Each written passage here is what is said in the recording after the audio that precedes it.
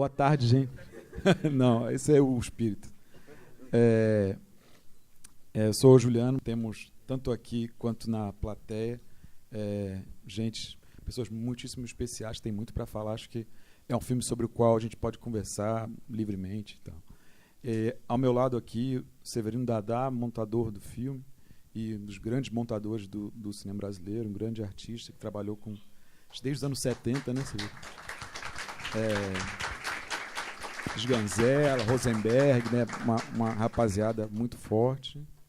O Jardim Macalé, cantor, compositor, ator, performer,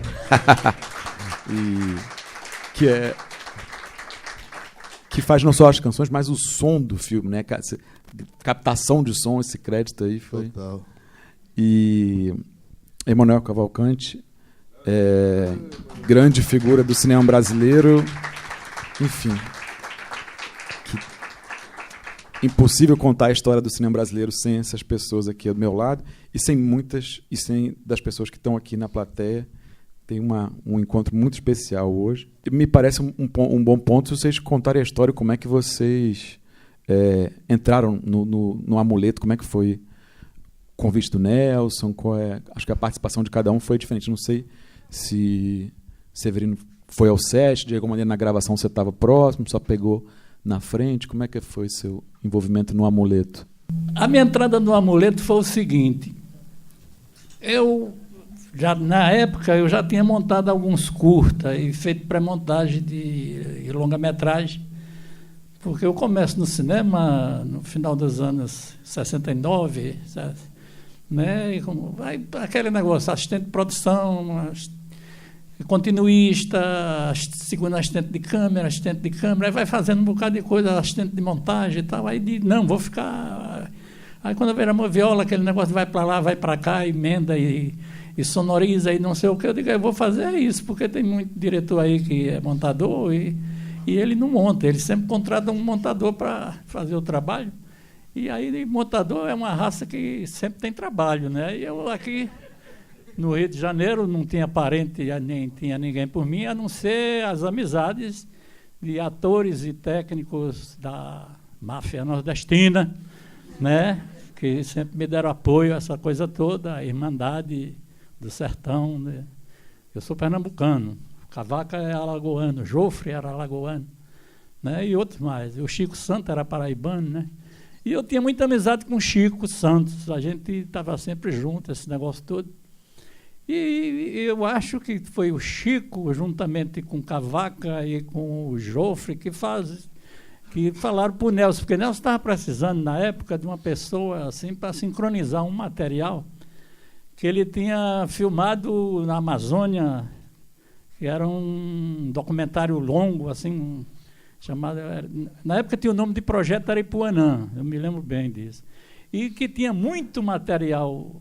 Né, entrevista com garimpeiro, com seringueiros, com índios, com lideranças indígenas, né, com intelectuais da região, essa coisa toda, né? Era esse projeto que, por sinal, na época foi por intermédio de um ministro que era nordestino, não sei se ele está vivo, que gostava de cinema, que era piauiense, o Rei Veloso, né, que na época estava se fazendo o negócio da Embrafilme, aquela coisa toda, o falecido Flávio Tambellini, que era irmão da mulher do Roberto Campos, arranjava dinheiro para a Embrafilme. É a época de começo da Embrafilme, essa coisa toda. Mas esse documentário, o Projeto Aripuanã, o Nelson ainda não era transa de grana da Embrafilme. Era negócio do Ministério do Planejamento, essa coisa toda. E eu sei que Nelson já estava entrosado com o Chico Santos no argumento do amuleto, que era o amuleto da morte. E o Nelson precisando de uma pessoa para sincronizar. Aí o Chico, o Cavaca, o Jofre, eu sei que o pessoal... Não, chama o Dadá. Eu conheci o Nelson, mas não tinha intimidade, aquela coisa de cumprimentar o grande Nelson e tal. E depois aquela coisa, não tinha família tradicional, não tinha feito IDEC, não tinha feito Cinecittà, aquelas coisas eu era como é que se diz, um pau de arara que estava sincronizando e diziam que eu sincronizava bem, porque muitos filmes que inclusive meu nome não aparecia na época, me chamavam para sincronizar, que era dublado, e naquela época a dublagem não era dublagem de loop, fazia um anel e dublava no estúdio para depois a gente sincronizar. Muitos filmes eu, como é que se diz, e sincronizei e tal. E o papo era o seguinte, o cara dizia, para meu nome aparecer na tela, que seria currículo, era um preço. Mas eu dizia, não, mas não vai ter teu nome, não sei o quê. Então eu cobrava mais caro, né? Que era, o negócio, já estava casado, né? Já estava casado, tinha que segurar a barra. E aí, não, porque o Dadá, ele lê lábio, não sei o quê, ele sincroniza muito bem, ele lê lábio e tal. Eu nunca... Aí ficava aquela onda, você lê lábio, não sei o quê. Os caras... Aí eu ficava... Né, eu fiz um estágio no Instituto Surdos e Mudos, não sei o quê. Né? Mas era conversa que eu tinha que segurar minha grana, né? Mas eu nunca entrei no Instituto Surdos e Mudos. Né? O negócio é que eu tinha saco para sincronizar, porque muitas vezes era o ator na tela e a voz era de outra, era de um dublador profissional ou de outro ator. O Maurício do Vale, por exemplo, o Milton Gonçalves dublou ele no filme que eu montei com o Paulo Thiago, A Soledade. A Rejane Medeiros, né, foi dublado pela Chica da Silva, né, Chica Xavier. Aliás. Essa coisa de segurar, de ter saco para sincronizar. E esse material do Nelson era muita coisa e tinha um negócio que era danado para um dublador, que era um desafio grande, aliás, com um técnico de sincronia, que era o seguinte, vai entrevistar o engenheiro fulano de tal, não sei o quê. Aí cantava a claquete, aquela coisa, batia a claquete, e o cara começava a falar, pá, vai falando e tal, do projeto, isso, aquele outro, os índios, não sei quem e tal. E aí, de repente, o cara estava falando muito e era filmado com negativo 35 milímetros. Não era digital, porque digital hoje ninguém filma, grava, né? Porque é negócio de gravar, não está filmando, né? Inclusive, não se faz, muita gente não faz uma preparação da sequência que vai filmar hoje, a preparação da sequência que vai filmar amanhã, porque não vai gastar negativo, não vai para o laboratório, não vai para porra nenhuma, né? Esse negócio todo. E aí o negócio era o seguinte, porque de repente o cara estava falando, aí desligavam a câmera. Aí ficava e o cara falando, não desligava o Nagra, e o cara falando. Aí de repente o cara estava falando uma coisa mais interessante, aí liga a câmera, aí, pá, e não tinha claquete para aquilo. Aí eu tinha que procurar uma pausa, uma respiração, um negócio e compensar. Tanto na parte do magnético, que a gente trabalhava, sincronizava com magnético 17,5, para você ver o seguinte, os americanos sincronizavam, gastavam magnético 35, a gente aqui cortava o rolo de magnético no meio e acontecia o seguinte, um rolo virava 2. Só em pista de música, gravado com orquestra, era que usava-se geralmente o magnético 35. Quando era uma orquestra, aquele negócio todo, tal, Guerra Peixe, o Paulo Moura, não sei quem, tal, o Radamés, tal, né? E aí eu tinha que ficar procurando. Às vezes, quando era no escritório de um cara, que ele batia com lápis, eu digo, porra, é esse som aqui que eu vou puxar. Aí tinha que sincronizar ali. E o Nelson, ele entregou o material para mim, na moviola lá da Caique, né? Nessa época ele não tinha moviola. Eu inauguro a moviola dele já na Conde de Irajá, já quando na Tenda dos Milagres, né? Que aí é outra história que ele me transforma até de ator, que eu não sou personagem de Jorge Amado. Não, no Amuleto foi tudo lá na... Não, foi tudo lá na Caique, que era lá em frente ao cemitério de São João Batista, né? Aliás, funcionava ali. E aconteceu o seguinte, aí o Nelson, enquanto isso, ele estava preparando a produção do amuleto de algum, né? Aliás, era o amuleto da morte, né? Que era o argumento original do Chico Santos. Depois é que vem o negócio da Umbanda, que é outra história. Aí entra a Laurita, que era a esposa dele, que fez uma pesquisa grande sobre religião populares no Brasil, entra, e depois, que aí vem a parte erudita, a parte intelectual, e depois entra o pé no chão, o povão, que é o Erlei José, que é o pai Erlei do filme. Aí eu fui sincronizar aquele material, então ele me deu assim, mais ou menos uns 15 dias para você sincronizar. Ora, a moviola estava à minha disposição. Aí eu falei, não, tudo bem, tal. Aí o negócio de grana foi gozado, porque eu estava pouco tempo de casado e ainda no tempo estava com uma mulher numa casa de uma tia dela, aquele negócio todo e tal. E aí eu...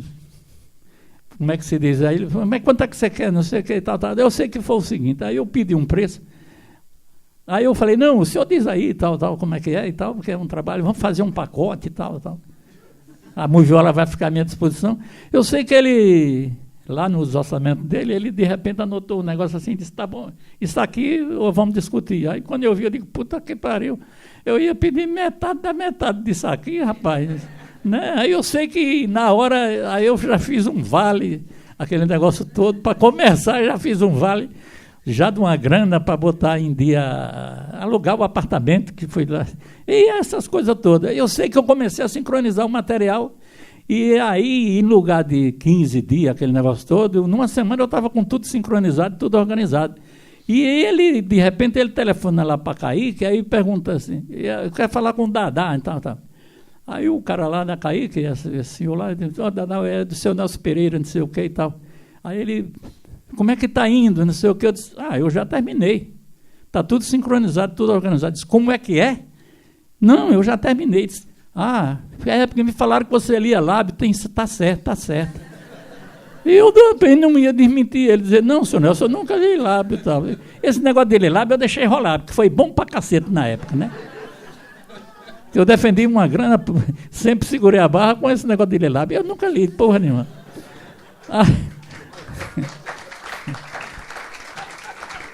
Né? Se lembra, Cavaca se lembra bem disso, que ele foi um dos... Eu estou aqui hoje, né, falando sobre o amuleto, que esse aqui foi um dos meus, como é que se diz, defensores, e continua defensor até hoje. Né, Cavaca? Estou dizendo, na época do amuleto, você foi um dos meus defensores, que me jogou na jogada, aí onde vem a coisa toda. Aí eu sei que quando ele veio para assistir, aí ele pediu, não, eu quero ver e tal. Aí eu fui projetar. Eu me lembro que na época tinha uns 10 rolos de... Eram uns 10 rolos de 10 minutos, uma coisa assim. Ou 12 rolos. Eu sei que era bastante material. Aí a gente passou projetando e tal. Aí ele falou assim, escuta, Dadá, eu estou preparando a produção do amuleto, eu queria muito conversar com você. Aí eu digo, porra, peraí. E como é que você está afim de entrar no amuleto, continuar comigo? Eu digo, rapaz, aí eu não senti o chão, né? Eu digo, porra, peraí, eu não tinha bebido nada. Não senti o chão, eu digo, perfeitamente, engasgado. Ele, não, vamos conversar com isso e tal. Aí o negócio do roteiro, ele fez, eu sei que eu mostrei para ele, ele ficou, tal, aí marcou onde eu devia cortar, aquele negócio todo. Nós passamos uns 2 dias só marcando o que interessava de cada personagem que ele filmou e que eu sincronizei, né?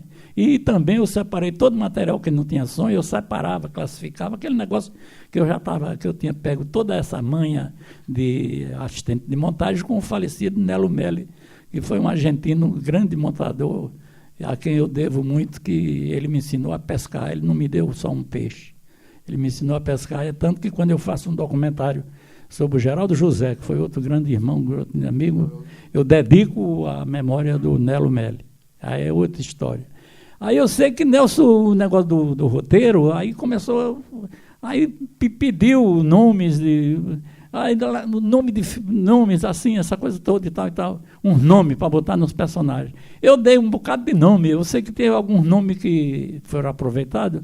Agora, teve um apelido que eu dei para o Marinho, que Marinho até hoje não gosta, que era do Coati. E o Coati é um bichinho que gosta, que chupa cana para cacete lá na região da cana-de-açúcar do Nordeste, né? E Marinho, que aí é outra história, Marinho, Nelson, arranja um apelido para o Marinho, eu arranjei vários. Aí, quando eu falei, o Coati, aí Nelson, gostou do Coati e falou para o Jofre, o que é que você... Porque Nelson Jofre era uma espécie de grande juiz, de grande guru em cima da nordestinidade, né? O grande Jofre. Aí o Jofre disse, rapaz, o Marinho é muito vaidoso, ele vai ficar puto com esse apelido de Coati, né? E como de fato ficou, aí foi você que inventou isso, eu digo, não, que é isso, rapaz? Pergunta o Jofre se fui eu, essas coisas que tinha no amuleto. E aí começou toda a história da minha participação com o Nelson, né? E depois emendei, ele me recomendou para umas pessoas, e depois que o amuleto estava na praça, Aquele negócio de Severino Dadá, montou o amuleto, não sei o quê, aí mudou toda a minha trajetória. Aí quando começa o Severino Dadá, que a história do Severino Dadá é justamente o seguinte, que meu nome é Severino de Oliveira Souza, mas todo mundo me conhece desde lá do Nordeste, por Dadá, meu apelido sempre que a minha avó botou e tal. E eu assinava como assistente, e depois já montando curta-metragem, esse negócio todo, e fazendo pré-montagem de filme, que eu tinha sido assistente de direção, eu assinava Severino de Oliveira. Eu sei que quando a gente foi assistir a primeira cópia do Amuleto, que foi lá na Álvaro Ramos, onde tinha a Líder cinematográfica, né? E em frente da Líder tinha um bar que o pessoal do Cinema Novo frequentava lá, do bar do Espanhol, que era onde o pessoal assistia copião aqui desse lado e corria depois para o botequim, né? Porque o cinema brasileiro, o cinema do mundo inteiro, sempre tem a ver com boteco, né? Eu não sei dos evangélicos. Aí é outra história, porque aí eu sei que quando o tempo passou nos letreiros finais, eu vi Severino Dadá. Aí eu fiquei quieto, né? Aí nós estamos para lá comemorar e tal, e bebendo cerveja, né? Bebendo cerveja lá no botequim. Aí Nelson virou-se para mim assim e disse: e aí, Dadá, o que é que você achou do filme? Eu digo: porra, eu estou encantado até agora, né? Porra, eu vi um filme que eu sincronizei todo o filme, cortei com ele, ditei com ele, sonorizei sem ele, mas ele aprovava tudo que eu fazia, aquele negócio todo e tal. Aí eu vi meu nome lá, eu digo: porra, mas só tem um probleminha. Aí ele falou: que probleminha, Dadá? Aí eu falei: é que eu assino Severino de Oliveira. Aí o Nelson disse: mas ninguém te conhece por Severino de Oliveira, todo mundo só te conhece por Dadá. Quando eu procurei localizar você, disseram: chama o Dadá, chama o Dadá. Aí o Jofre, que ouviu essa conversa, e o Cavaca, que estava de lado, né? E tinha outras pessoas, o Ney, né, que é meu compadre, filho do Nelson, que faz o Gabriel no filme. Aí o Jofre me deu um esporro. Rapaz, você agora vai começar, de tudo na tua vida vai mudar, Cavaca. Pois é, a tua vida vai mudar, porque você foi batizado por Nelson Pereira como Severino Dadá. Esquece tudo que passou, rapaz. Você começa na cinematografia a partir de agora, o Severino Dadá batizado por Nelson Pereira. E eu fiquei me engasgando com a cerveja. Tá bom, tá bom, tá bom, tá bom. Se lembra, Cavaca, dessa história? Esse aqui conhece mais essas histórias do que tudo. E isso, aí pronto, aí começou o Severino Dadá. Obrigado. Eu estava em casa, né? Em Botafogo, sossegado, com meus problemas de música, de mercado de música, aquele negócio todo, né? Quando me adentra na minha casa, lá na Casa 9, morava numa vila em Botafogo, me adentra Madame Mustache, o bigode, os Carlos Lacerda, com o Nelson. Aí diz: Macau, isso aqui é o Nelson, tal. E aí eu falei de você para ele e tal, ele pediu. Aí ele veio aqui, achou interessante essa coisa de veio aqui lhe convidar para fazer a trilha sonora, se você topa fazer a trilha sonora. Que eu tinha participado de outras trilhas com a Ana Carolina, com o próprio Glauber, um pouco com o Glauber, mas com o Macunaíma do Joaquim Pedro. Então, e aí ele propôs, eu digo: pô, maravilha, eu adoro cinema, ainda mais o Nelson, para mim, Nelson Vidas Secas, pô, porque a melhor música de cinema, para mim, era o som da carroça. Aquele filme é um silêncio maravilhoso, era o som da carroça. Que, aliás, o som da carroça, naquela cena de tortura do menino ali, do menino naquela roda ali, eu disse assim: Nelson, cadê o som do carro de boi? Lembra? Aí o Nelson: pô, lá sei onde é que está. Bicho, vai pegar esse bicho, porque essa roda de tortura aí, carro de boi de Vidas Secas, vai parar no carro da tortura. Naquela hora de tortura brasileira, aquele negócio todo, vai passar para aí e tal. Ele foi achar na Cinemateca de Paris, achou, foi uma loucura, foi uma viagem que... Bom, lá fui eu com ele, fomos lá para Onde Dirage, ele me entregou o roteiro, e aí eu comecei a marcar o roteiro junto com ele. Aqui, uma coisa que depois eu fiz com ele e com o Jorge Amado, lá no Rio Vermelho, da Bahia, para a Tenda dos Milagres. Sempre ao vivo ali, né? Marca daqui, marca dali, porque o Nelson é um grande músico. Ninguém sabia que ele... Eu sabia que ele era um grande músico. Toda hora ele tocou violino, tal. Eu cobrava ele, cadê o violino? Ele, que violino, porra? Mas, bom, lá fui eu, marcamos a coisa toda. O Erlei deu a dica das músicas de Umbanda, dos discos, das coisas todas. Eu peguei...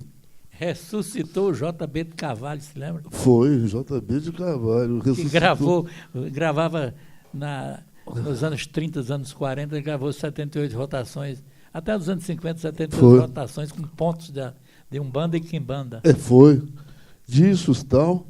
E marquei a coisa toda junto com o Nelson.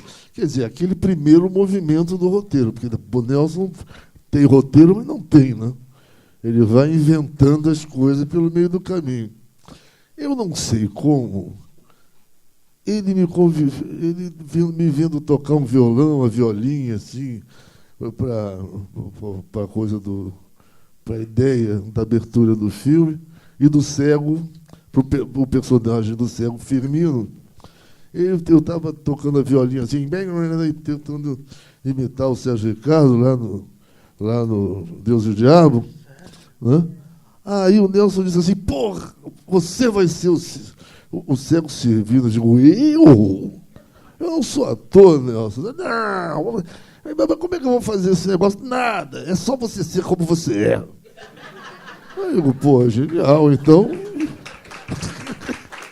Maravilha, facilitou tudo. E eu amo cinema, lá fui eu. Bom, o roteiro tal, tudo direitinho. Lá fomos fazer, lá em Caxias, fazer as primeiras cenas. E aí a gente fez o princípio e o final. Esse final que está contado na minha história, ninguém viu, ninguém sabe. Vai pra puta que pariu, que cortou. A gente fez no princípio do filme, foi o princípio, a abertura, e o final a gente já fez de cara. Só que o negócio foi o seguinte, cara. Eu de ceguinho, tal, mas eu não reagia à violência da rapaziada que estava batendo em mim. Eu ficava meio mole, tal coisa. Aí o sacana do Nelson ficou repetindo até eu ficar puto. Quando eu fiquei puto de receber porrada, tanto que quando eles me pegam ali, me assaltam, me jogam de qualquer maneira no poste, na grade. E o Nelson pedia, tasca aí, tá, bota pra fuder. E eu, pá, pô. E eu digo, porra, até que eu fiquei puto dentro das calças e matei os caras com vontade, com cara de quem quer matar. Mas e teve uma coisa interessante, tinha uma porra de uma garrafa de gesso. Eram os defeitos especiais do falecido Célio Gonçalves. Isso aí, uma porra do negócio de gesso que os caras vinham e batiam em mim. Pá! E eu não ficava, ainda estava, não pegava o ficar puto. Até eu disse, galera, porra, relaxa essa porra dessa garrafa. Eu digo, Nelson, isso dói. Ele falou, não, o quê? Deixa de... Aí tirou aquele chapéu que ele sempre, de Hudson, né? Que ele sempre usava, esse pau, tirou o chapéu, pegou uma garrafa daquela e quebrou na própria cabeça. Plá! Olhando para mim. E disse, porra, viu? Eu disse, não, tudo bem, vamos nessa. Aí quando eu olhei assim, me abaixei, quando eu olho para ele está de costas assim. Foi engraçado. Bom, enfim, eu acabei fazendo o som direto também, o Nagra. Saí com aquele Nagra para cima e para baixo, pesado pra caralho, né? Pegando tudo quanto era som. E o Nelson dizia, cara, não exagera. De repente eu estava com água por aqui, a canoa do lado, porque tinha uma canoa indo o Ano Novo, aquele... E eu com a água por aqui acompanhando o som da água no barco. Eu digo, pô, cara. Só que ele estava com a câmera na mão também com água por aqui, né? Então, tudo bem. E eu saquei que o trem cortava Duque de Caxias e o grande som da cidade era aquele trem passando. Então eu digo, pô, a trilha desse filme tem que aproveitar esse trilho de trem, né? Esse som de trem, que é uma maravilha. E numa das paradas de trem lá, que eu estava lá com o Nagra, gravando o trilho de trem, numa das paradas da estação, eu cheguei para o maquinista, que o maquinista... O trem tinha sons maravilhosos, né? Aí eu cheguei para o maquinista assim, meu amigo, pô, eu queria gravar esses sons desse seu trem. Como é que faz? Tem uma respiração aí, e tem um coração do trem. Aí eu peguei todos os sons, o maquinista ficou tocando o trem ali, e eu fui pegando todos os sons. Tanto que quando o Severiano morre, que leva aquele tiro é o freio do trem que... Eu ri muito com esse negócio. Você, isso aqui para montar é não, foda. Mas era um negócio muito louco, porque o Nelson falou para mim assim. Aí eu falei, lá vai Macalé com aquele Nagra. Macalé ia para filmar, me gravar. Aí eu falei, mas eu estou sabendo que ele é músico, é cantor, compositor e tal, um grande violinista e tudo. E como é que ele vai? Não, ele aprendeu a mexer no Nagra, ele vai gravar o trem. Eu digo, gravar o trem como? Aí ele falou, não, é porque ele está empolgado, vai gravar a respiração do trem. Aí eu digo, puta merda, vai gravar a respiração do trem. Daqui a pouco ele vai os problemas existenciais da roda do trem. Aí Nelson dizia assim, começava a rir e dizia assim, pô, você pode morrer sem grana, mas de humor você não vai morrer nunca.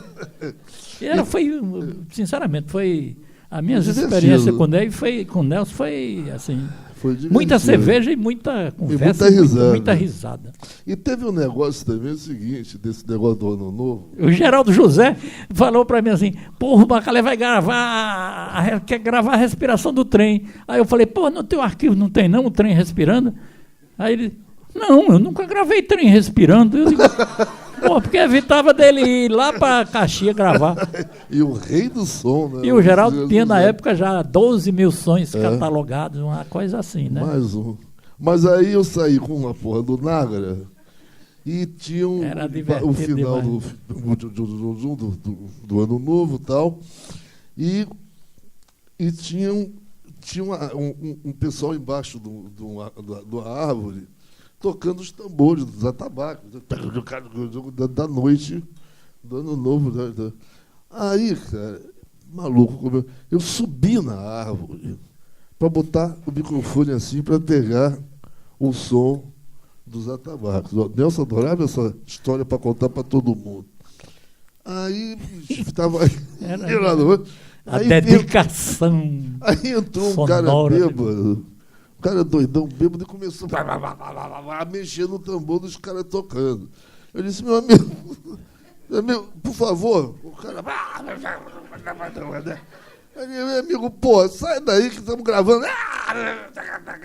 Aí eu digo, porra, cara, sai. Aí o cara, só Carolinha, tá pensando o quê? Aí começou a pular para me pegar, para me puxar para baixo. Aí eu comecei apavorado, que tá Nelson. E Nelson, com aquela lábia dele, conseguiu tirar aquele filho da liga, aquele negócio. Bom, entre outras coisas, a coisa, para fechar, interessante foi gravar o Edson Machado, um grande músico. Sim, essa história que é fantástica. É um grande baterista. Não, e com direito à projeção do telão, né? Projetando Foi no Caíque que não, foi? Não, foi onde? Já era Nelson na Conde de Irajá. Na Conde de Irajá, Nelson. Eu fiz um rolo só para pro Edson Machado. Ficou um loop gigantesco lá, projetando para lá e para cá, e o nosso amigo bebendo. Convidei o Edson Machado, uma garrafa de uísque e muita maconha. Era. Ele fazia um charo grande. Charotões. E a bateria no estúdio, e a tela lá. E tinha uns 3 microfones. O Roberto Leite botou uns 3 microfones para a bateria dele. Eu me lembro demais disso. Aí o negócio era o seguinte: era ele ver e entrar livremente, como ele sentisse, quando quisesse, e gravava a coisa do sentimento dele com a imagem, etc. e tal. Como ficou bom pra caralho, a gente notou que ficou bom. E isso demorou, porque eram charos e macharos, e ele, cada hora ele sentia de uma forma. E a gente ia aproveitar a melhor forma no final. No final dessa história toda, acabou finalmente, fechou a história, eu saio do estúdio, está o Nelson naquele banco de madeira, aquele banquinho de madeira assim, deitado, dormindo. Aí eu digo, pô, Nelson, acabou. Ele, quando olhou para mim, assim, porra, você não tem nada de cinema, né? Mas vai ouvir o que ficou. E, finalmente, trabalhando com o Dadá, eu aprendi mais música com o Nelson e o Dadá, nesse sentido. Música de depois ele montando, é uma maravilha. E aí eu aprendi essa coisa de edição, quer dizer, mas na música, de editar música direitinho, fazer corte aqui e ali. É um grande mestre da música, o Dadá. E com o Cavalcante, porra, aprendi a ser espontâneo, porque esse cara é um grande ator e, no entanto, é espontâneo pra caralho, impressionante. Uma dica maravilhosa. Então, como eu não sou ator, eu aprendi a ser ator. Como eu não sou músico, eu aprendi a ser músico. É isso aí. Olha, um minuto só. Depois disso, eu tenho que arranjar uma batuta. Maestro? Tem que arranjar uma batuta, né? Agora, eu quero dizer uma coisa rapidinha aqui. É o seguinte. O amuleto, essa cópia do amuleto, que foi restaurada, essa coisa toda, mas o som da época do amuleto é mono. Agora, a projeção aqui, o som daqui, eu vi coisas aqui que eu nunca tinha escutado, porque no circuito normal do cinema, eles fudiam o som de filme brasileiro, né? Porque a ordem era lê a legenda, lê a legenda, lê a legenda. Cinema tupiniquim brasileiro não tem que fazer cinema, tem que importar e consumir, né, essa coisa toda. Mas aqui eu escutei, nessa cópia que foi restaurada, apesar de ser o filme, não era nem estéreo, o filme era mono, essa cópia é mono. Então eu escutei coisas aqui que na Tenda dos Milagres, por exemplo, vocês já vão escutar mais coisas, porque já é um processo mais avançado, já estava entrando o estéreo, está entendendo? Não é que foi também filmado com película, mas essa eu quero parabenizar aqui o pessoal, aqui a sala, justamente por isso, porque o mono, a gente escutar da maneira que escutei aqui, não se perdeu diálogo nenhum, até o vozerio de fundo, essa coisa toda, você sente tudo. Parabéns para o pessoal daqui. Merecem palmas mesmo. Eu quero saudar, com uma emoção muito elevada, esse clima de aplauso, de alegria, uma presença brasileira, um sentido amplo de aceitação desta grande arte cinematográfica realizada por grandes autores nossos, com a projeção enorme, mundo afora. Agradeço essas presenças tão carinhosas, presenças de aplauso a obra de arte do cinema brasileiro. Que coisa emocionante. E aqui na minha frente, sentei aqui, trespassado de uma emoção imensíssima, por vir a convite desse instituto que preserva a força da criação artística do nosso povo. Fiquei surpreso. Foi a notícia dada pelo Chacra, que é o presidente do nosso sindicato dos técnicos, passada para minha irmã querida, Luciária, cuidando de mim, num pós-operatório e toda a minha vida. E a presença grandiosíssima de Sérgio Ricardo, a quem eu peço um aplauso imenso. Esse poeta, com uma obra cinematográfica de altíssima qualidade, produziu uma ópera popular no sertão de Pernambuco e tive a honra que Sérgio já tinha visto a minha pequena participação em Terra em Transe, observado algumas atuações minhas e me convidou, me deu uma alegria que vocês podem imaginar o que é um sertanejo, que eu sou alagoano, depois de 15 anos que eu não via a terra do sertão, o Sérgio me levar para a Fazenda Nova para realizar um filme belíssimo, A Noite do Espantalho. Filme exibido na Mostra de Cannes, com aplausos, depois exibido em Nova York, Museu de Arte Moderna de Nova York. Há uma historinha gostosa de ser ouvida. Não é lenda, tem um pouco de verdade. Que Salvador ali entrou no Museu de Arte Moderna com aquela loucura dele, sentou na cadeira para ver o que estava acontecendo. Era a Noite do Espantalho. Ele permaneceu até o fim do filme, enrolou aquele bigode de arame, foi embora, não falou com ninguém. Alguém viu a presença do gênio e o boca a boca. Sabe quem estava aqui? Sabe quem estava aqui? Foi uma coisa de Deus. Sérgio levar para o Museu de Arte Moderna A Noite do Espantalho, uma obra genial, uma obra tirada do sangue da terra sertaneja, uma musicalidade, de uma beleza, de um ritmo pulsante. O Sérgio é um gênio da música brasileira. Então ele dirigiu esse filme, todo voltado para a sua origem de música, todo voltado para o grande sertão, e eu aboiava que era uma loucura. Eu estava revendo o cheiro da terra, chovia, e eu convivendo com aquele mundo, com aqueles sertanejos, com aquela paisagem de caatinga, e principalmente o amanhecer, uma luminosidade intensíssima, que o Sérgio acordava à madrugada só para caminhar.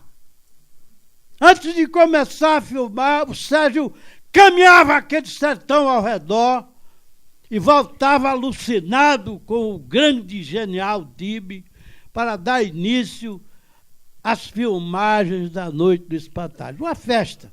A gente cantava o dia inteiro. Era filmando, cantando, dormia numas casinhas que tinha lá em Fazenda Nova, Alceu, Geraldo Azevedo, tudo que era gente que sabia cantar, com violão a cantar, eu a boiar, e o Sérgio imaginando a sua ópera, incluía tudo isso no seu roteiro original, que tem um acréscimo gigantesco com a presença de vaqueiros, com toda aquela luminosidade do sertão, que é a luminosidade de vidas secas, deste gênio Nelson Pereira dos Santos. Um aplauso para Nelson. É ele que está sendo homenageado. Ele, esse homem grandioso que acolheu a cultura brasileira em todo o possível entendimento e acrescentando a estética universal cinematográfica, porque o Nelson era um homem de grande formação cinematográfica, estudou em Paris, mas ele não ligava muito para essa grande estética universal. O que ele procurava era a estética de seu povo, era a vida de seu povo. Eu conversando com o Nelson sobre estética, que era um homem sábio, um homem de alta cultura, aí eu sou um ator de teatro, eu dizia, Nelson, nós temos que transformar o teatro brasileiro. O teatro brasileiro não tem uma emoção da terra, os personagens são personagens europeus. Ele riu e disse, eles façam o que eles quiserem. A minha dramaturgia está no samba, no povo brasileiro, na macumba. A minha expressão é desse povo que nós amamos. Sérgio ama, Bacalé ama demais, Dadá ama. Todos nós amamos essa história, essa música, essa poesia, esse romance genial que tem ultrapassado a memória da ignorância, ultrapassado todas as dificuldades e dando uma pulsação de criatividade como os grandes escritores do mundo. Nós somos dostoiévskianos, somos shakespearianos, somos Jorge Andradeanos, somos tudo que você possa imaginar, porque é um caldeirão que tem muita lenha para cozinhar. Cozinhar essa cultura, esse sentimento, essa vontade de fazer, essa renovação. São um país que não para. Os autores se renovam, os filmes vão para lá, vão para cá e entram no centro do nosso desejo. Esse desejo maravilhoso de fazer a nossa fala. Nós falamos português e diziam uma coisa execrável. Bem, pode haver cinema falando português, pode haver cinema sem dinheiro. Aí o Nelson transformou tudo isso. Se faz cinema, é com o que você tiver nas mãos. É como você tem a macaxeira para cozinhar, só tem isso, dá a macaxeira cozida, alimenta teu barrigudinho, não deixe chorar de fome. Não deixe chorar de fome. É Glauber, é Nelson, é Joaquim Pedro, é Leon Richman, é Sérgio, tantos e tantos, é Roberto Santos. É uma memória extraordinária desses criadores universais, todos premiados no exterior. É uma coleção de prêmios tão grande que ultrapassa os gênios da Itália. Como é que um cinema que eles diziam que era falar de português, língua que não presta para cinema, uma música que não é regida pelos grandes maestros, a música é de Sérgio, a música é de Macalé, a música é do sertão, é do carro do boi, é o urro do boi, é o grito das pessoas, é o samba da favela, é o desejo intenso de renovar essa estética. De década em década ela não morrerá nunca, porque a pulsação do Brasil é a pulsação da selva, do desejo de viver, de controlar a violência com o amor, de projetar a alma viva, a alma expressiva da nossa música, do nosso cinema, da nossa cultura, do nosso samba, da nossa bossa nova. Que genialidade de Jobim! Atravessa o mundo e essa música é incomparável, não morre nunca, viaja, viaja. A aventura de Tenório Cavalcante. Chico Santos era motorista, foi motorista de um dos carros do deputado, escutou muito e tinha a mania de contar as bravuras de Tenório, contava para todo mundo e resolveu fazer argumentos e procurou Luiz Carlos Barreto, que era o grande produtor da época, ainda é um grandioso produtor da cultura brasileira, a contar aquelas histórias, e o Barreto comprou os argumentos dele, até que ele chegou a Nelson, que Nelson e Luiz Carlos eram parelhas, viviam juntos, tinham o mesmo escritório, era uma coisa maravilhosa. Então o Nelson viu justamente essa história do corpo fechado de Tenório Cavalcante, que é uma realidade. Foi homem que recebeu 36 tiros a queima-roupa e viveu até ser caçado por esse movimento que dizem revolucionário, e foi uma tortura contra a democracia no Brasil, e a nossa história ainda não perdoa. Então, o que aconteceu? Nelson ouviu aquela história, aquele argumento que era de Tenório Cavalcante, Chico Santos contava, mas não dava nome aos bois. Começou Tenório a viver a cassação. Foi um deputado cassado injustamente, um homem que era defensor do populismo. Tinha o jornal Luta Democrática na Avenida Brasil, quando eu passo de ônibus para a Olaria, ainda hoje o prédio está lá, e eu vivia subindo aquelas escadas, que o meu tio Nicodemos era funcionário da Luta, era ele que coordenava a distribuição dos jornais na madrugada, para a pivetada vender nas bancas e gritar na rua: "Oh, luta! Olha a luta, olha a luta!" Então foi uma coisa maravilhosa. Essa experiência do Chico Santos se converteu num roteiro de Nelson Pereira dos Santos, muito aberto. Nelson era um homem de improvisar, um gênio. Ele aproveitava todas as circunstâncias do ambiente para introduzir no filme. Era um roteiro aberto. O Dadá contou uma história interessante, que eu estava presente quando estava o esboço de roteiro, os personagens sem nome, e Nelson começou a perguntar aos atores que foram convidados para escutar a história e possivelmente seriam atores do novo projeto cinematográfico de Nelson. Aí cada um dava um nome. Dadá deu 3 nomes para o personagem do Jofre. Cada um dizia um nome. E o Nelson escutava, acendia um cigarrinho, malicioso, da forma mais inteligente possível. Como é o nome? De fulano, ciclano, ciclano. Aí disse: olha, o personagem do Jofre se chama Severiano. Houve um silêncio. Por que Severiano? O Décio explicou. Severiano é o maior exibidor do cinema brasileiro, todo o território nacional.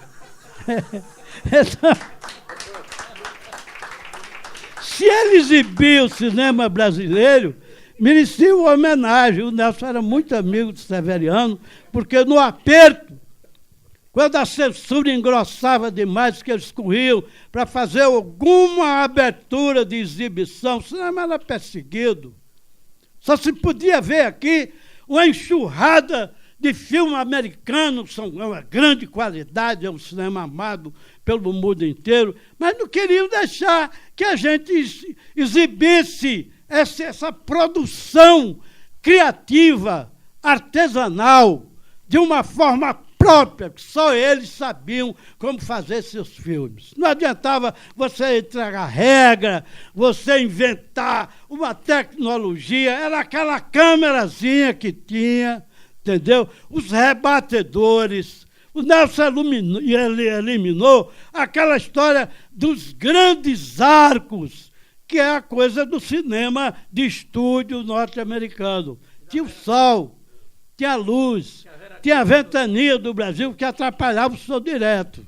E Macalé se vê livre desse barulho, que ele fazendo som guia do amuleto, ele arranjava um papelão, estava na frente. Macalé é gênio. Aí botava um papelão que era para ele pegar o som guia em melhores circunstâncias. Foi um som guia proveitoso. Nós dublamos todo o filme.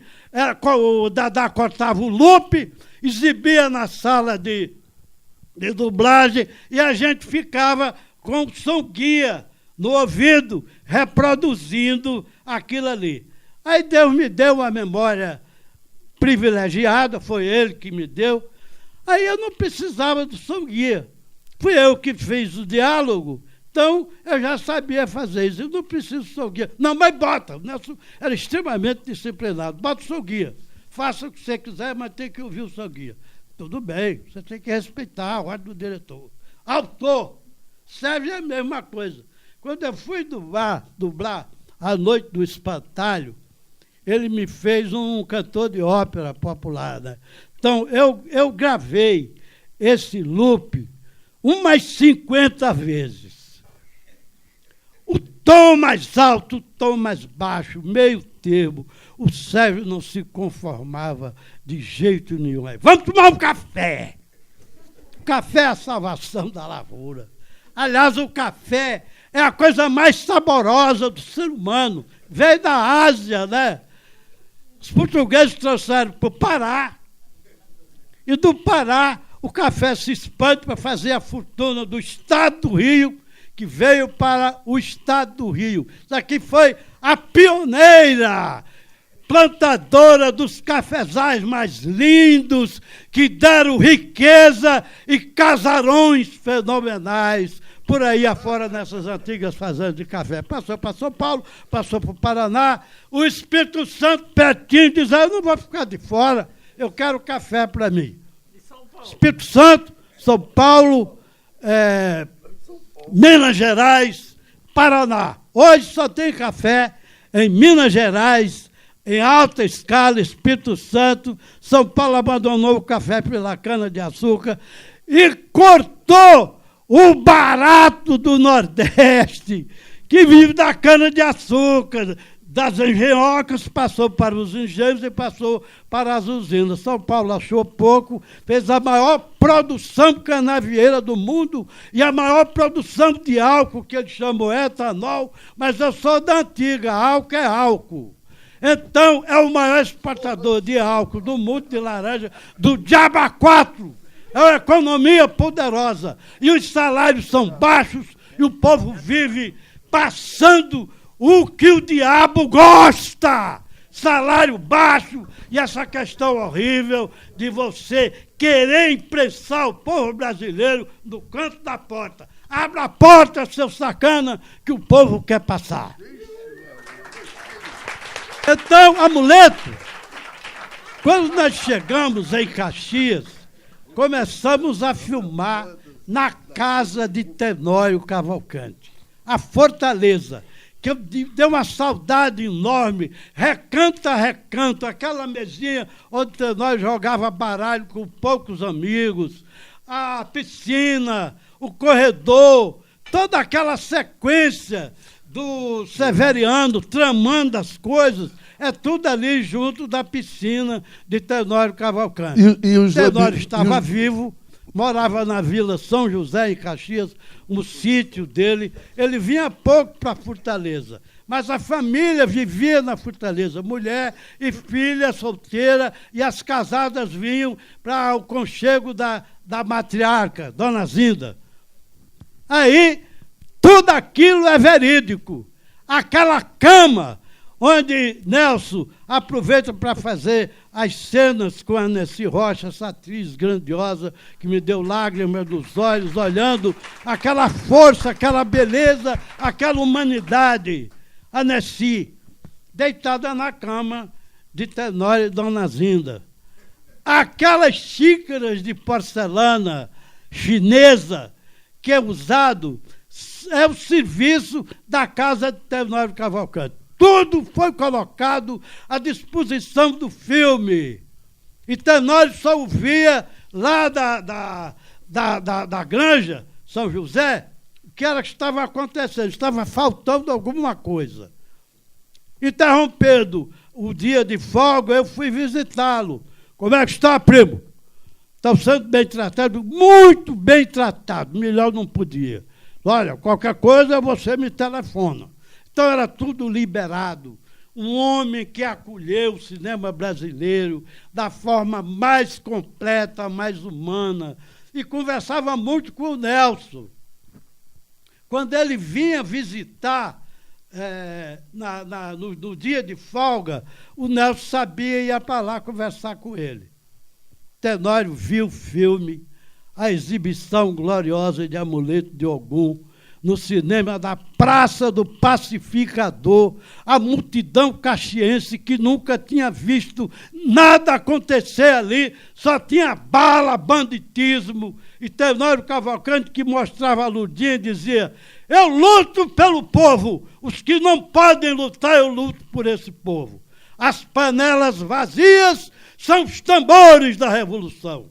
E o Glauber usou essa frase de Tenório, que era uma das manchetes da luta democrática. Os tambores vazios são as armas, não, as panelas vazias são as armas da Revolução. Aí quando eu vi as batidas de panela, a multidão do Brasil inteiro com aquela batidinha de panela, já é copiada agora em vários movimentos do mundo. A comunicação é grandiosa. Aquela cara pintada dos movimentos do Brasil, essas mulheres lindas, pintadas, já vi na Alemanha, no México, em todo que é lugar. O Brasil exporta beleza, o Brasil exporta cinema, literatura, é música, sobretudo. Então, o Amuleto correu neste ritmo maravilhoso, que era uma verdadeira festa. Uma verdadeira festa. Nós bebíamos cachaça nos botequins que Nelson filmou. Para a Praça do Pacificador, no dia de folga, a gente ia ficar lá para o povo enlouquecer atrás de autógrafo de Joffre, de Macalé. Era uma coisa de louco.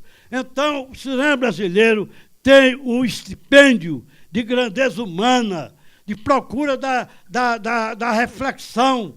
Humanamente cinematográfico, não é tecnicamente cinematográfico, é musicalmente cinematográfico, poeticamente cinematográfico.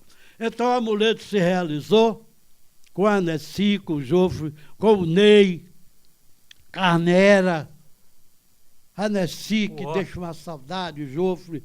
Você vê esse filme, você vê uma coisa grandiosa, como o Nelson conduz uma tragédia. Tem um ritmo extraordinário. Aquela sequência da vingança do destino, aquela coisa fabulosa, poética, trágica, que é o menino que é do corpo fechado, que vai executar todos os autores daquela desgraça humana. Aquilo ali é uma coisa grandiosa, feita toda no Jardim Suspenso de Tenório, aquele gradil, uma coisa formidável. E Nelson teve um gesto maravilhoso. No último dia do ano, nós estávamos filmando justamente a Nessi Rocha, com aquela paixão extraordinária do doutor Baraúna por ela, uma coisa enrustida, uma coisa elegante, um homem muito elegante. Aí, Nelson abriu uma caixa de champanhe que ele trouxe de Paris. Abriu o ano novo. Todo mundo bebeu, Macalé não ficou de porre. Responsabilidade. Ninguém ficou de porre, quem ficou de porre fui eu.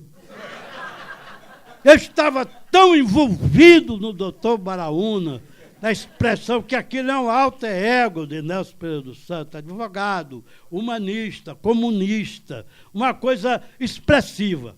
Quando foi para dar o nome ao doutor Baraúna, todos davam nome. Aí o Carnera, que era muito ousado, Nerso, não é Nelson, Nerso, o nome dele é Baraúna. Ah, Nelson estremeceu. O quê? Baraúna, eu digo, Nelson, a Baraúna é a árvore mais resistente do mundo. O miolo é vermelho.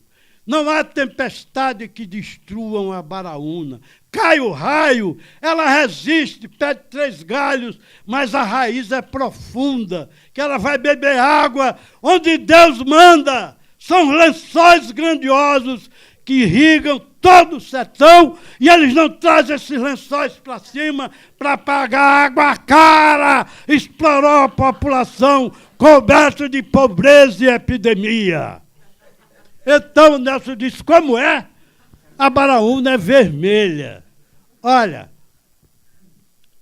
Nelson, um comunista criterioso. Não era combatente das religiões dos outros. Não era querendo fazer todo mundo ingressar na ideologia. O Nelson saboreava o Brasil como ele é. Como ele deve ser, é o que o Nelson coloca, pensando num futuro maior. Quando os jornalistas perguntavam ao Nelson, nas crises mais terríveis, o Nelson tinha uma diplomacia extraordinária. Disse, olha, vamos aguardar que o povo vai dar solução para isso. Isso é uma frase de Nelson. Você chegava para o Nelson com um problema horrível. Ele acendia o cigarro, olhava para o céu, olhava para o lado, disfarçava. Mais tarde é que ele dava a resposta, quando era uma resposta necessaríssima, um jornalista. Vamos tomar um café. Essa história do café é genial. Todo brasileiro no aperto corre para beber um cafezinho. Eu fico vendo o cafezinho da Câmara e do Senado, ou da fuxicada, as negociatas acontecem. Então o cafezinho é o aliado da reflexão, é o aliado da alma do nosso povo. Viva o café! Para encerrar, ouvi com tanta alegria Macalé, Dadá, o meu ilustre coordenador, e ouvi mais ainda Nelson Pereira dos Santos. Estava ouvindo em cada sequência, eu vendo ele dirigir, participei do filme de começo ao fim. Ouvindo cada sequência, eu escutava a ordem de direção de Nelson. Era de uma elegância, de uma coordenação, a equipe toda envolvida por um homem que não esbravejava, um homem de uma inteligência fenomenal. Ele, quando o ator estava completamente fora do personagem, Nelson, um grande construtor de personagens. São personagens legítimos da nossa alma brasileira. Quando estava destoando, Nelson elegantemente dizia, corta, vamos tomar um café? Quando voltava, o ator estava descontraído daquela criação errada, ou pseudo-criação, e o Nelson ia conversar com ele baixinho, fora dos outros. Cochicho. Vem cá, velho. Aquela cochichada era o grande valor da interpretação. Um diretor que amava os atores, as atrizes, que sabia respeitar o tom, a emoção de cada um. A única coisa que o Nelson fazia era pegar aqueles diamantes brutos e dar o corte da joia rara. É um diretor de cinema internacional. Esse filme exibido em Cannes foi uma coisa de louco. Entrou na competição com os maiores diretores daquela época. Foi cotado para trazer a Palma de Ouro. Mas Cannes sabe fazer política. Não vai repetir Palma de Ouro gratuitamente 2, 3 vezes. Já deu uma ao Pagador de Promessa, que é uma obra-prima, com Léo Vilar. E não ia dar amuleto de algum, merecidamente. Tirou todos os outros prêmios. O Ney estava... Dustin Hoffmann viu o filme, abraçado com o Ney, emocionado. Tinha legenda, né? Em francês. E a coisa maravilhosa foi o aplauso quando encerrou o Amuleto de Ogum. Era o aplauso do vencedor. Era o aplauso da Palma de Ouro. Mas o Festival de Cannes não vai dar banana descascada para ninguém.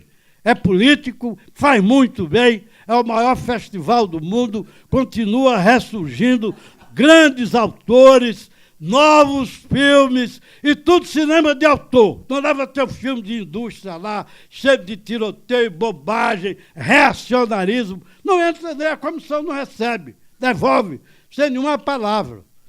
Elegantemente devolve. O cinema brasileiro nunca foi devolvido. Sérgio Ricardo exibiu sua obra-prima na Mostra Paralela de Cannes. Está aí. Diga se eu estou mentindo. Mentindo uma ova. Ele estava lá.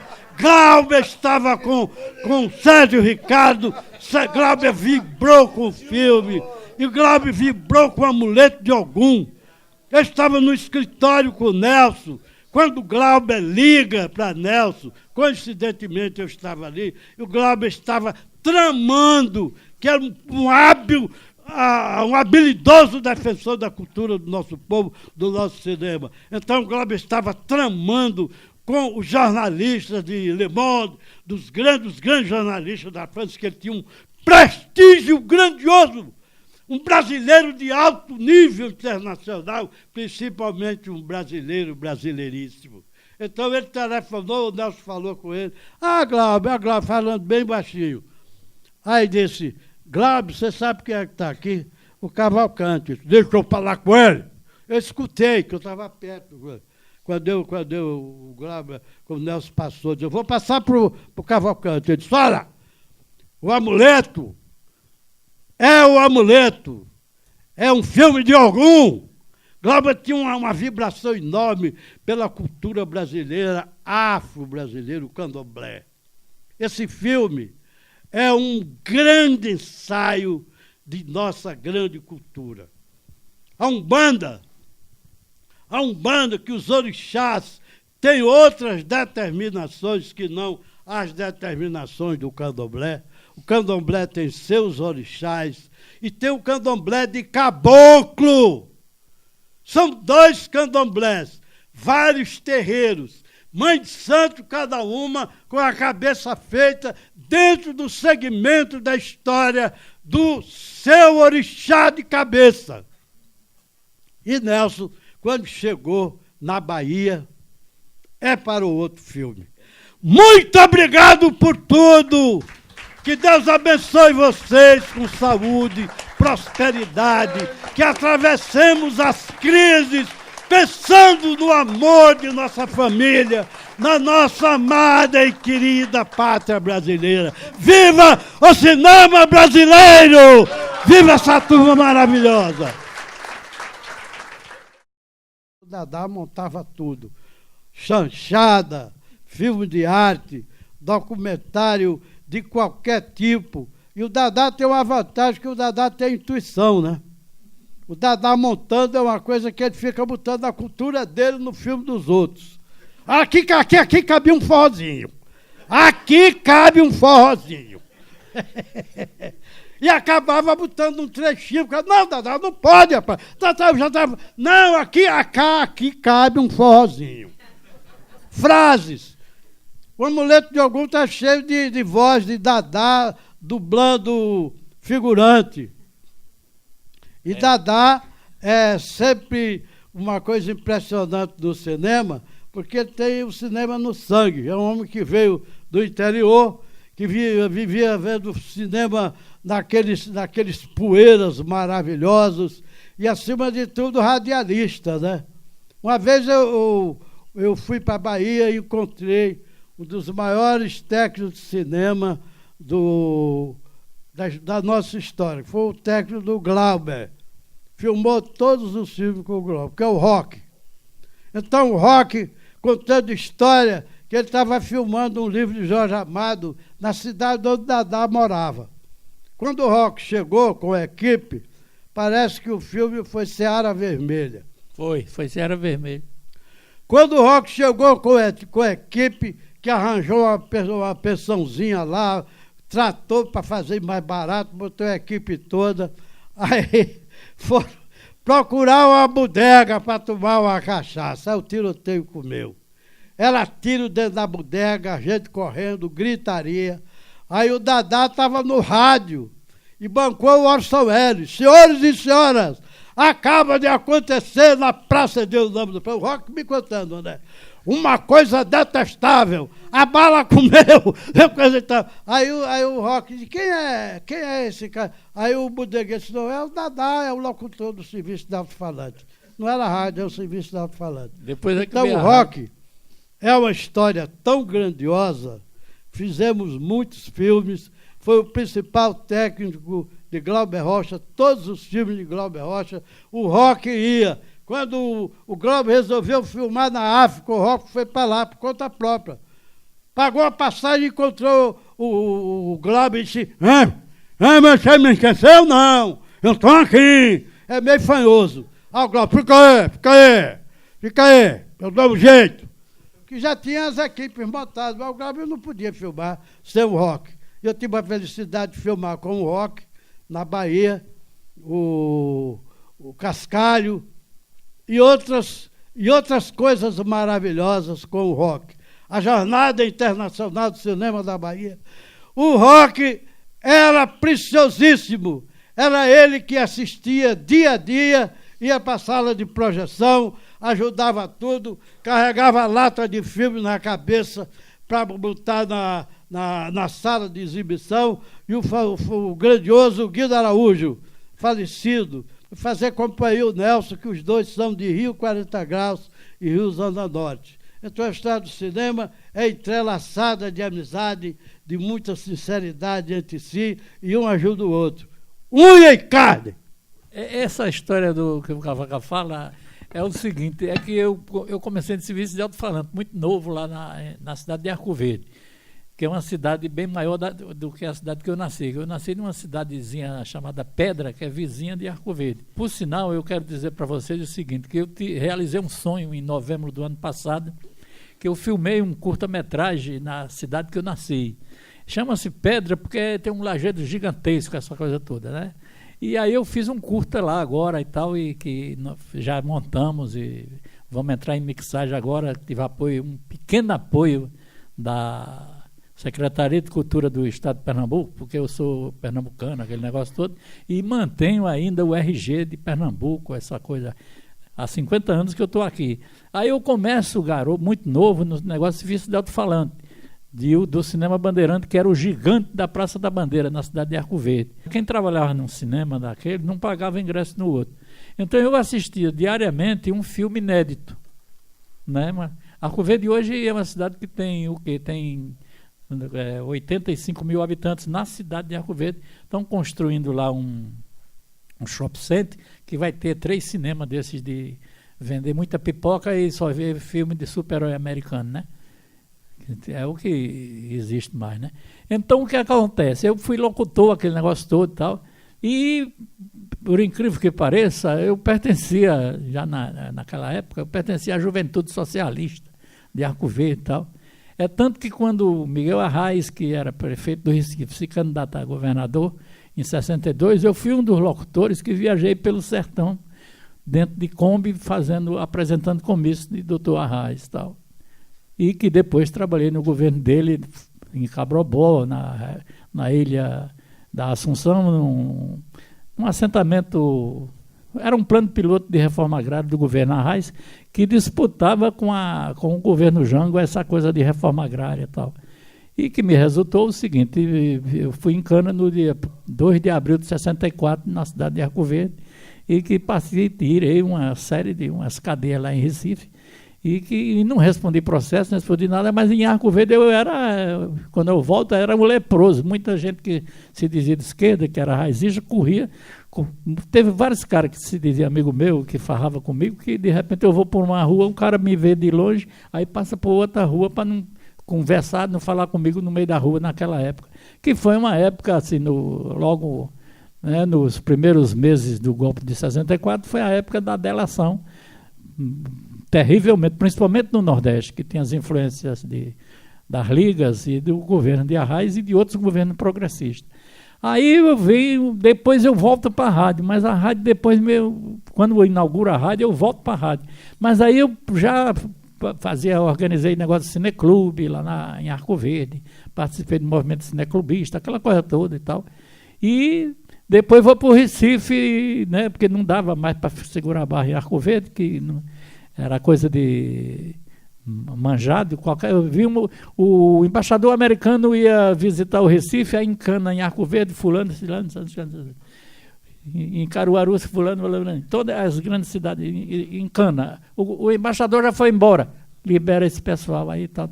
Porra, e eu era mago que só um cancão, né? Era aquele cara mago, me chamava do gato mago. Porra, eu estou em Arco Verde, como é que eu ia jogar uma bomba de Arco Verde para o embaixador americano ou para a rainha da Inglaterra quando eu estava lá no Recife? Né? Mas tinha que encanar a gente e fazer, porque era a época do terror. Eu sei que aí eu vou para Recife, no Recife eu me meto no movimento Cineclube, e através do movimento Cineclube é que eu descubro no Mercado São José um livro num sebo, que era o Jorge Sadu, o cinema, sua economia, sua linguagem, essa coisa toda, né? Com aqueles desenhos, com um gráfico e tal, e eu, de repente eu começo a ler aquilo e vou memorizando aquela. Aí eu aprendo o que é uma panorâmica vertical, uma panorâmica horizontal, através dos desenhos do Sadu, né? E o que é um primeiro plano, o porquê de um close, o porquê de um plano americano, um plano geral, um travel de avanço, um travel de recuo, aquele negócio da linguagem. E aí eu começo a discutir no Cineclube, já era em cima da linguagem. Aí eu já sou considerado um extraterrestre. O cara diz, porque todo mundo discutindo Godard, Antonioni, não sei o que, naquela época, grande influência da Nouvelle Vague, e eu começo a discutir, descobrindo os planos e a coisa da linguagem, né? E eu sei que através de discutir a linguagem, aí começa aquele na boca aberta, de repente uma pernambucana, produtora no Rio, aliás, lá em São Paulo, a Aurora Duarte, que foi descoberta pelo Alberto Cavalcante, no Canto do Mar, né, como atriz, e vira produtora e tal. Eu me lembro que eu conheço muito Cavaca, depois conheço o Cavaca na Boca do Lixo, lá em São Paulo, quando a gente se encontra. A Aurora Duarte vai fazer um filme em Fazenda Nova, chamado Riacho de Sangue, que era um filme de cangaço na época, né? E eu sei que o pessoal da produção lá em Recife estavam precisando de uma pessoa para fazer assistente de produção. Aí o cara lá do Cineclube, tem um advogado do Cineclube, que era um grande cinéfilo, uma pessoa que estudava, que ele tem uma biblioteca cinematográfica gigantesca. Aí ele fala para o cara lá da produção, o cara lá encarregado da produção em Pernambuco, tem um cara aqui que eu acho que ele está fazendo um bico aqui numa agência de propaganda, mas acontece o seguinte, esse cara pode fazer negócio de assistente de produção tranquilamente. Quero fazer produção no Recife e Fazenda Nova. Aí me chamam, né? Me recomendam, eu vou lá. Aí no que eu vou lá, o cara diz, você vai fazer assistente de produção? Aí eu falei, e o que é isso? Como é que é esse negócio? Não, você vai fazer o seguinte, o material filmado durante o dia, você vai de 3 em 3 dias, o fim de semana você vem para Caruaru, para Fazenda Nova, pega todo o material filmado para você despachar no Recife, você despacha para São Paulo, lá para o laboratório e tal. E também tem fazer um malote de atores, de gente lá do Rio de São Paulo, que eles vão mandar correspondência, não sei o que é isso, o que é tal. Naquela época não tinha celular, não tinha e-mail, não tinha nada disso. Aí eu falei, isso é assistente de produção? O cara disse, então isso eu faço. Eu tinha uma grana a mais, né? Aquela coisa toda, eu pagava uma passagem, esse negócio todo. Aí daí é que eu fiz, aí fui conhecendo, né? O Maurício do Vale, a Aurora, aquele pessoal, fui conhecendo um bocado de gente lá. E depois me chamaram também para fazer a mesma coisa quando o George Jonas vai filmar a primeira versão da Compadecida, lá em Fazenda Nova também. Aí é onde eu conheço a Regina Duarte, o Antônio Fagundes, o José Bubu. E os caras diziam assim, lá, porra, tu tem que ir pro Rio, não sei o quê, você tem que fazer cinema. Eu sei que eu, de repente, volto para Arco Verde, lá, minha família, meu pai ainda era vivo, minha mãe e tudo. E aí eu digo assim, eu vou embora pro Rio. Você vai pro Rio, eu disse, vou fazer cinema. Aí eu tomava umas biritas lá naqueles botequins de Arco Verde e dizia, eu vou pro Rio, vou fazer cinema. Tá maluco. Ainda nem encheu a cara, já tá falando besteira, tá maluco. Era esse negócio. Eu sei que, aí eu dizia assim, olha, meu nome ainda vai aparecer aqui, na tela do Bandeirante e na tela do Rio Branco. Mas eu vou ser técnico de cinema. E eu sei que, de repente, meti a cara, a coragem, aquela coisa toda, e me mandei. E em 69, agora completo 50 anos de Rio de Janeiro, e daí começou. Aí já é outra história, e eu sei que existo na cinematografia, bem ou mal, estou aí. Inclusive, um bocado de pesquisador maluco e gente aí, porra, você está no Google, você está no YouTube, você está, porra, não sei o quê. Aí pronto. O resultado é que estamos aí.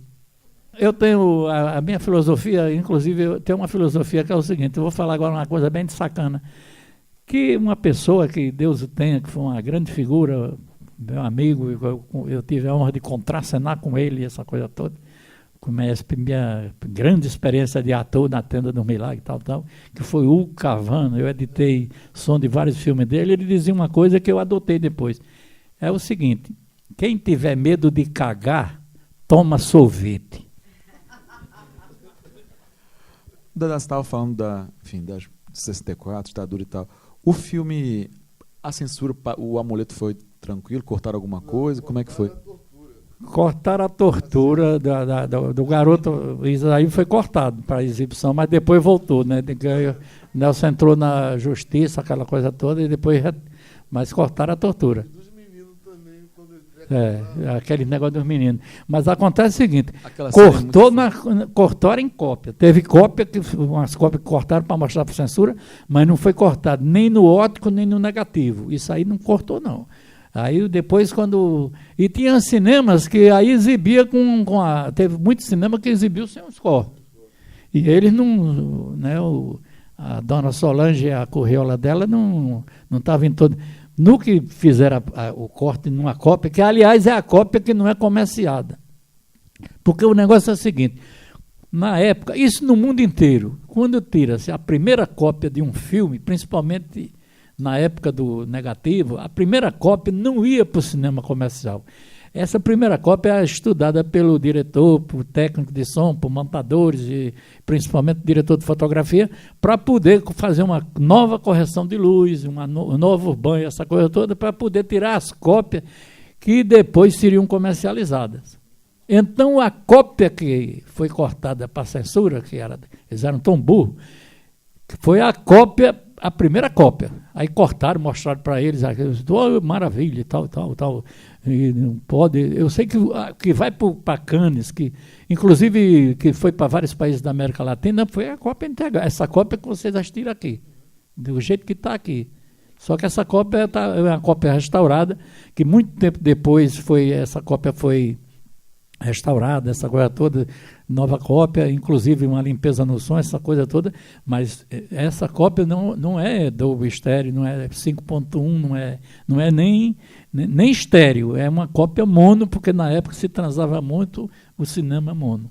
É finalizado o mono, né? Agora eu tenho uma coisa para dizer aqui sobre Macalé, que ninguém sacou. Acontece o seguinte, no final do filme, quando ele sai cantando naquele forró e tocando a viola e tal, o violão dele, ele está dublando o Jackson do Pandeiro. Aquela gravação é do Jackson. Macalé dubla o Jackson do Pandeiro. A voz é de Jackson. A voz é de Jackson. Inclusive a voz do forró lá também é de Jackson. Aquela voz do forró, eu quero saber se pode, é Jackson do Pandeiro. Que Macalé, como grande fã do Jackson do Pandeiro, empurrou ele com muita honra e com muita inteligência no Amuleto de Ogum. que ele baixou lá na Regina, filme, né, de terno, aquele jeitinho dele, o chapeuzinho e tal, e ele já estava convertido ao Universo em Desencanto, ele ficava querendo converter a gente todinho, porque geralmente o cara bebia uma cachaça da porra, aí quando vira crente ou vira Universo em Desencanto naquela época, aí queria converter os biriteiros conhecidos dele, né? O Tim Maia... O Tim Maia era do Universo em Desencanto. Aí depois disse assim, chega de Universo em Desencanto, que ele notou que era uma picaretagem muito grande, aí voltou biritando e cheirando à torta e à direita. Agradeço imensamente a presença de Emanuel Cavalcante, Jardim Macalé, Severino Dadá. Um momento único. A presença de todos vocês.